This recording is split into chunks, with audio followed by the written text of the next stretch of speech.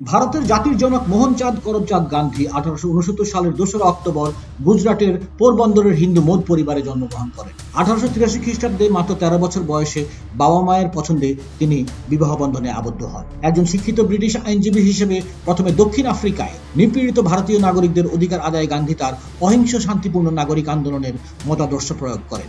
ভারতে ফিরে আসার পর তিনি ধর্মীয় ও আধ্যাত্মিক ভাবধারায় ভারতীয় দুস্থ কৃষক দিনমজুরদের জাতীয় রাজনীতিতে সম্পৃক্ত করতে সক্ষম হন। তিনি সত্যাগ্রহ, অসহযোগ আন্দোলন এবং দেওবন্দীদের সাথে মিলে খিলাফত আন্দোলনও করেন।